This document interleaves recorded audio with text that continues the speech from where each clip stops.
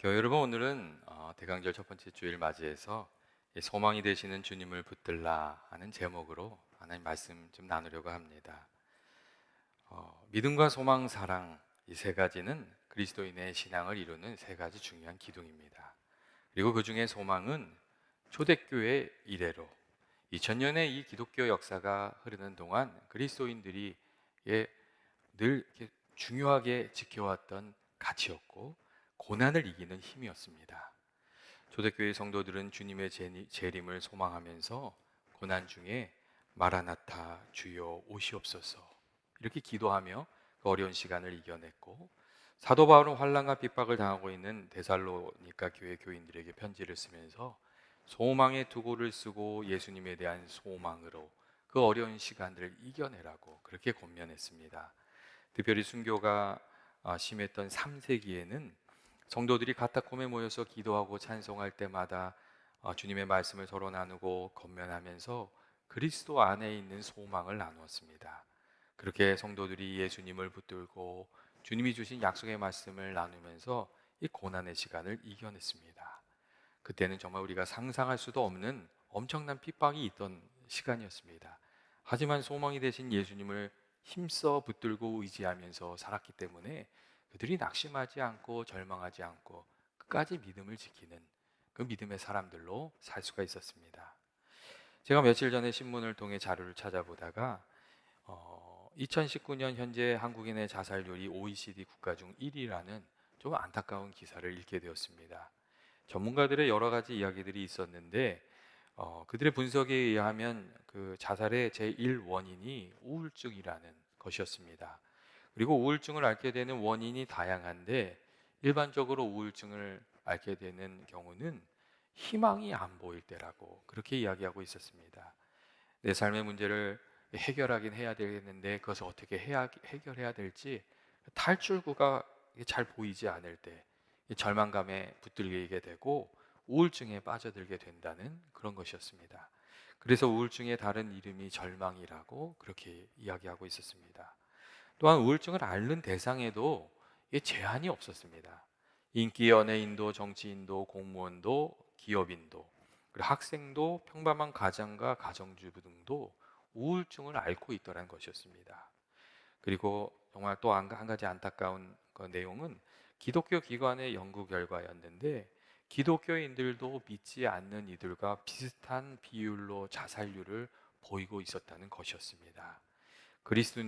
그리스도인들조차도 오늘날 세상에서 이 소망을 잃어버린 채 살아가고 있다는 그런 이렇게 리포트를 이렇게 읽으면서 굉장히 많은 분들이 경각심을 느꼈습니다.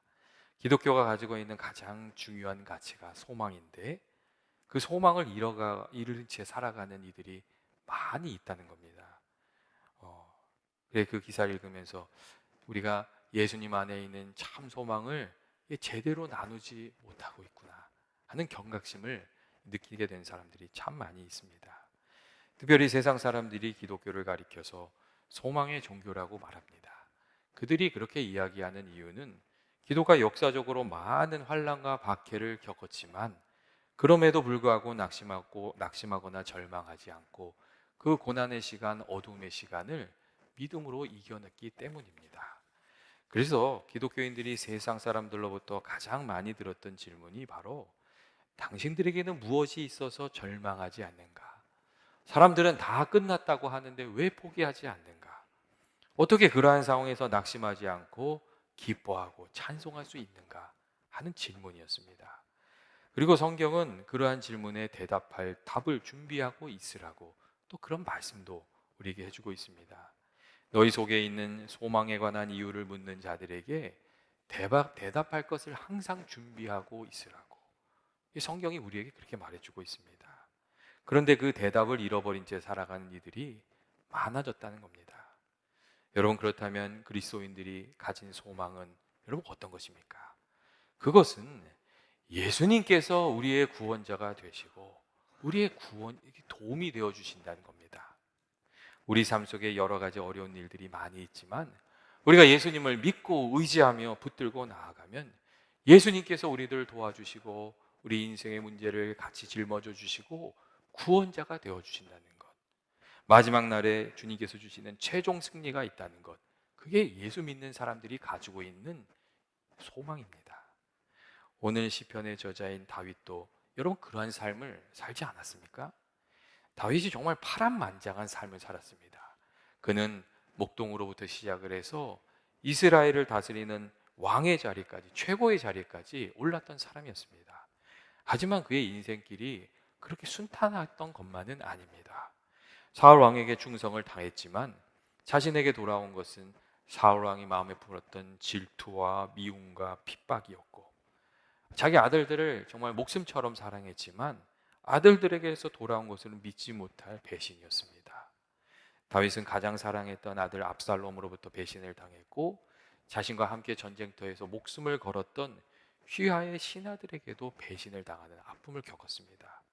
그리고 이 모든 과정을 통해서 다윗은 사람을 의지한다는 것, 사람을 의지한다는 것이 얼마나 허망한 것인지를 깊이 깨닫게 되었습니다.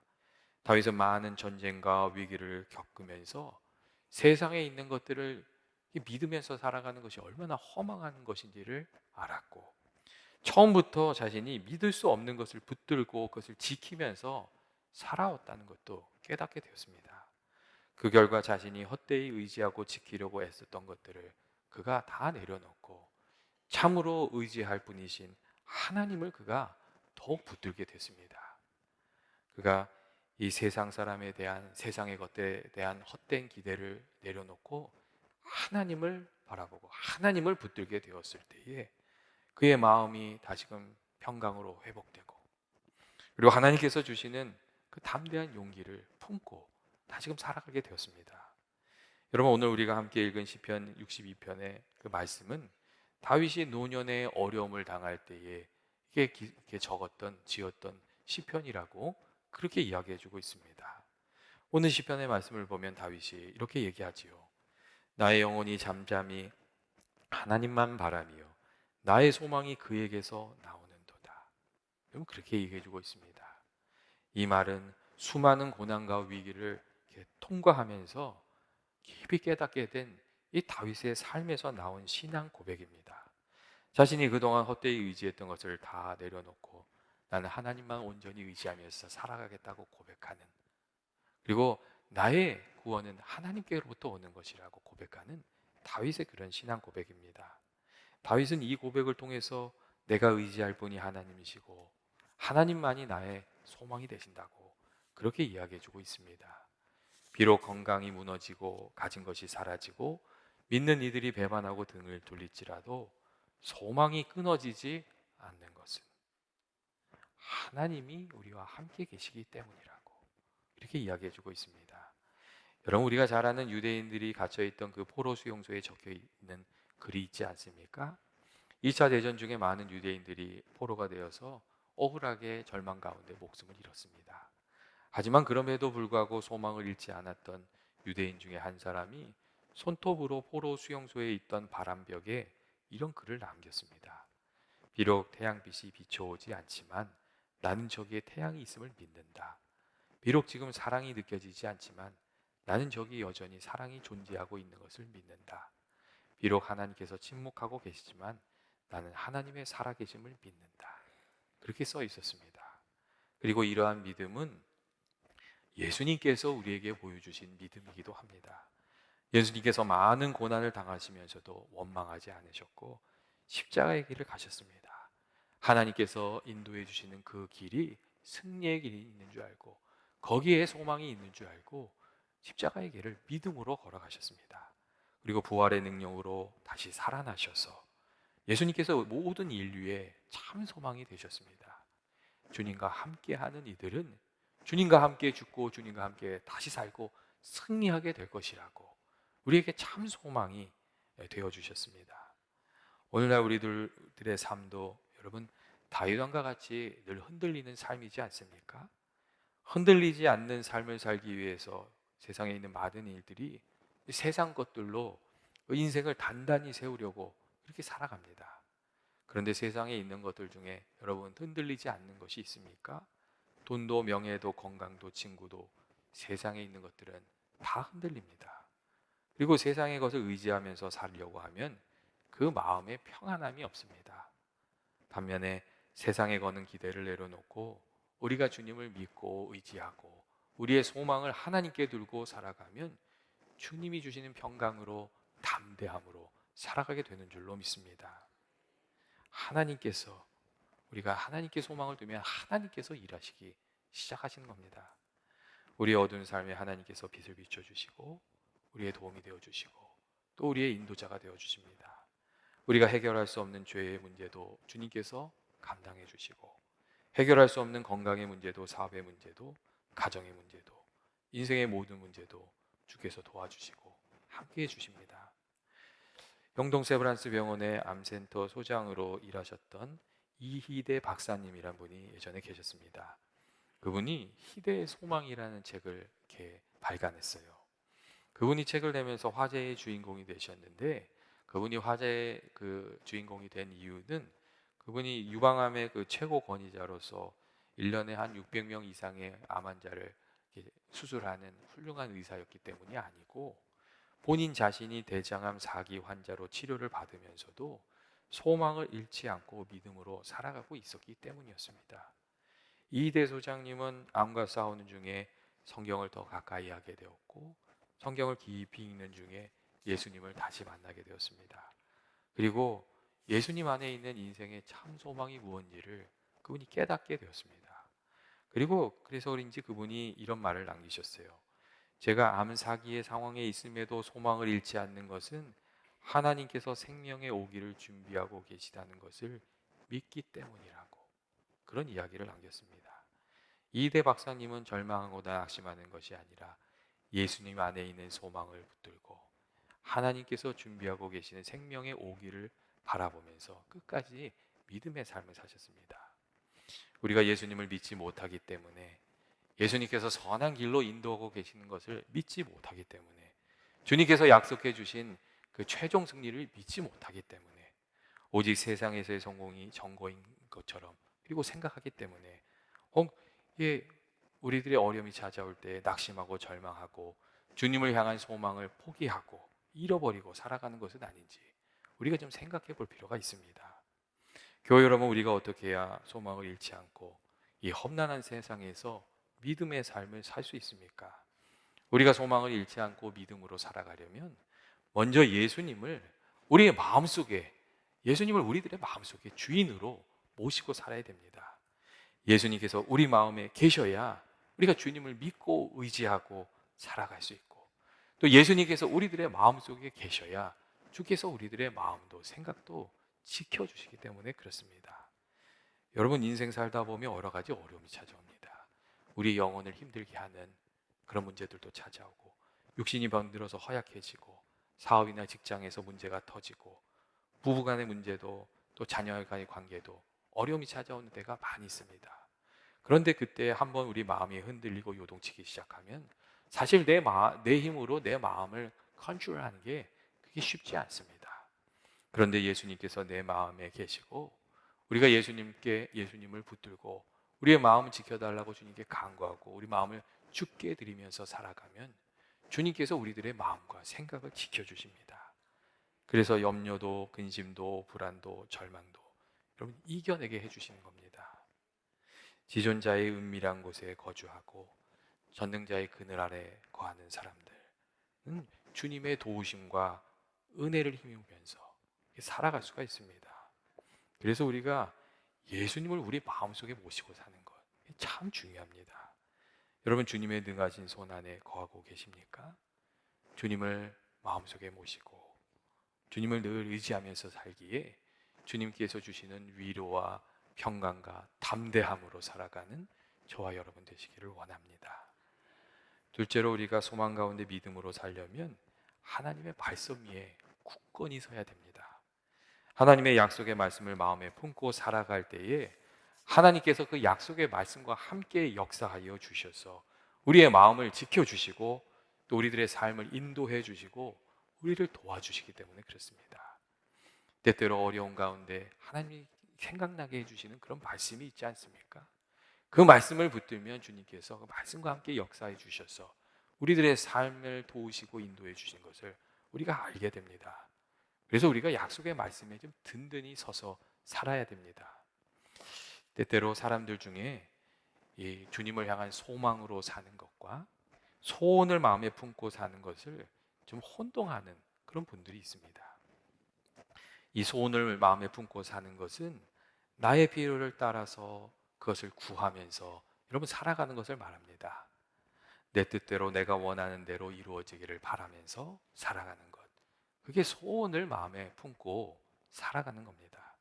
그런데 우리가 이게 소원을 품고 살아가면 어떻게 되냐면 내 뜻대로 되면 그게 은혜인 줄 알고 내 뜻대로 되지 않으면 낙심하고 절망하고 넘어지게 되는 겁니다.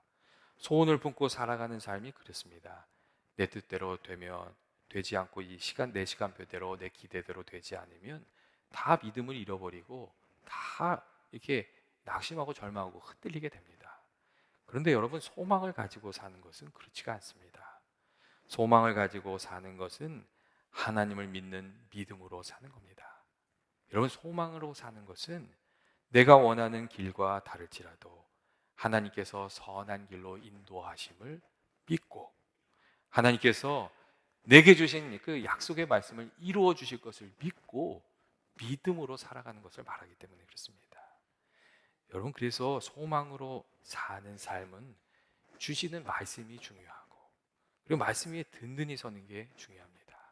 그리고 우리가 소망으로 살면 우리의 삶에 여러 가지 어려움이 있어도 비록 내 뜻대로 되지 않아도 우리가 흔들림 없이 믿음을 가지고 여러분 살아갈 수가 있습니다. 오늘 말씀을 보면 5절 말씀에 나의 영혼아 잠잠히 하나님만 바라라 하는 말씀이 있습니다. 여러분 잠잠히 하나님을 바란다는 것이 무엇입니까?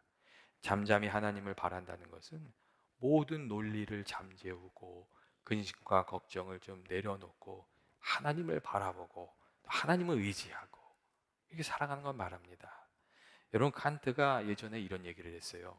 하나님께서 일할 공간을 드리기 위해서 당신의 이성을 제한하라고 그런 이야기를 했습니다. 이게 어떤 일이 있을 때 그것을 이유를 따지고 분석하고 책임을 따지고 이게 그렇게 하다면 내 마음속에 너무 내 생각이 많으면 이게 믿음을 다 잃어버리고 낙심하게 되고 하나님이 일하실 자리가 없어진다는 거예요. 그래서 좀 이성을 제한하고 하나님이 일하실 수 있는 자리를 드리라고 그런 이야기를 했습니다. 그리고 같은 맥락에서 어거스틴은 판단을 준지하라고 그런 이야기를 했습니다. 하나님 앞에서 더 이상 떠들지 말고 하나님을 좀 바라보고 믿고 의지하면서 살아가라는 그런 이야기를 했습니다. 여러분 모세도 그런 말을 하지 않았습니까? 출애굽기를 보면 이스라엘 백성들이 애굽을 탈출한 이후에 애굽의 군대가 병거를 타고 이스라엘 백성 뒤를 막 쫓아오는 그런 내용이 나옵니다. 그렇게 이제 그 먼지가 나고 애굽 군대가 쫓아오니까 이스라엘 백성들 사이에서 큰 소동이 일어납니다. 그러자 모세가 이스라엘 백성들에게 너희는 두려워하지 말고 가만히 서서 여호와께서 오늘 너희를 위하여 행하시는 구원을 보라고 그렇게 이야기해 줬습니다. 여기서 가만히 서 있으라는 말은 그냥 아무것도 하지 말라는 그런 아무것도 안 해도 된다는 그런 이야기가 아니고 부정적이고 낙심하게 하는 말을 떠들지 말고 애굽에서 건져 내실 것이라고 하신 하나님의 약속의 말씀을 붙들고 튼튼하게 서 있으라는 하나님의 약속의 말씀을 붙들고 서 있으라 믿음으로 서 있으라는 그런 이야기였습니다. 내 생각에 될 것 같고 되지 않을 것 같고 그런 것이 중요한 것이 아니라 하나님께서 주신 약속의 말씀이 중요하다는 그런 이야기였습니다. 여러분 두렵고 힘들 때 어떻게 하시렵니까? 사람들에게 가서 하소연하고 속마음을 쏟아놓는 게 조금은 도움이 됩니다. 하지만 그게 큰 도움이 되지는 않습니다. 여러분 그럴 때는 하나님께서 우리에게 주신 약속의 말씀을 붙들고 소망이 되시는 주님을 붙들고 나아가는 그런 믿음의 길을 선택하게 되시기를 원합니다. 우리가 주님을 붙들 때 주님이 우리를 붙들어 주십니다. 그리고 주님이 붙들어 주시면 담대한 믿음으로 살아갈 수 있습니다. 마지막으로 소망을 가지고 믿음으로 살려면 여러분 우리가 기도해야 됩니다. 하나님께 기도하는 것이 믿음의 표현이고 또 하나님께서 기도하는 이들을 도와주십니다. 성경에도 그런 말씀이 있잖아요. 내가 너희들 도와줄 것인데 기도해야 될 것이라고 그런 말씀이 있잖아요. 우리가 기도할 때 우리의 소망 대신 하나님이 일하십니다. 만약 우리 마음에 근심과 걱정과 두려움이 가득하면 하나님 앞에 엎드려서 우리의 마음에 그 근심과 걱정이 좀 떠나가고 이 평강이 회복될 때까지 좀 기도하게 되시기를 바랍니다. 오늘 성경의 말씀도 여러분 그러한 점을 우리에게 말씀해 주고 있지 않습니까? 나의 영혼아 잠잠히 하나님만 바라라, 그렇게 이야기해 주고 있고, 특별히 8절의 말씀을 보면 이런 말씀이 있습니다. 백성들아 시시로 그를 의지하고, 그렇게 돼 있어요. 시시로 그를 의지하고 그의 앞에 마음을 통하라. 하나님은 우리의 피난처시로다. 여러분 그런 말씀이 있습니다. 여러분 시시로 하나님께 나아가라는, 의지하라는 그 말씀 뭐겠어요? 우리가 살아가다 보면 마음이 시시로 흔들리거든요. 그러니까 그때마다 하나님께 나아가서 하나님 붙들라는 얘기죠. 그리고 또 그렇게 말씀하잖아요. 그의 앞에 마음을 통하라고. 하나님 우리의 피난처시라고 그렇게 말씀해주고 있습니다. 하나님께서 우리의 소망이 되신 줄 믿고 시시로 나아가서 이렇게 기도하고 하나님 붙들고 살아가는 저와 여러분 되시기를 원합니다. 교회 여러분, 인생의 승패가 인간의 능력에 있지 않고 하나님의 도우심에 있습니다. 하나님께서 문을 열어주시면 닫을 사람이 없고, 닫으시면 열을 사람이 없고, 하나님이 높으시면 낮출 사람이 없고, 낮추시면 높일 사람이 없다고 그렇게 말씀하시지 않습니까? 우리가 그렇기 때문에 어떤 형편에 처해 있든지 낙심하지 말고 하나님께 시시로 의지하고 하나님께 기도하는 삶이 되기를 원합니다. 하나님께 소망을 두고 기도할 때 하나님께서 그 사랑하는 자녀를 돌봐주실 것이기 때문에 그렇습니다. 그래서 하나님의 도우심을 깊이 체험했던 다윗이 그런 얘기도 했잖아요. 천만인이 나를 에워싸 진친다 할지라도 나는 두려워하지 아니하리로다. 주님의 은혜를 경험했기 때문에 그가 그렇게 고백할 수 있었습니다. 여러분 참된 소망이 어디 있습니까? 하나님께 있고 우리의 구원자 되시는 예수님께 있습니다. 우리의 힘으로 안 되는 일도 주께서 도와주시면, 주께서 함께 해주시면 거기 길이 있는 줄로 믿습니다. 우리를 힘들게 하는 인생의 문제를 이기는 길도, 우리를 힘들게 하는 이들을 이기는 길도, 그리고 마지막 날에 사망 권세를 이기게 하는 길도, 그 은혜도 주님께 있는 줄로 믿습니다.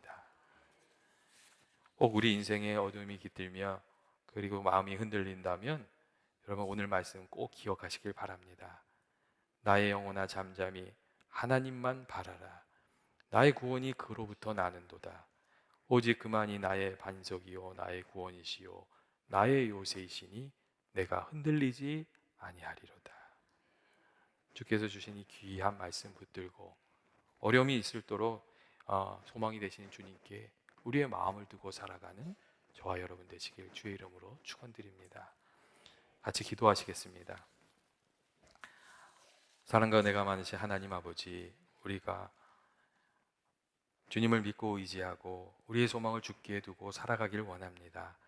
우리가 살아가는 중에 우리 힘으로 감당할 수 없는 일들 참 많이 찾아옵니다. 건강의 문제도, 직장의 문제도, 사람들과의 관계도 문제도 우리가 어떻게 풀어야 할지 모를 때가 너무 많습니다.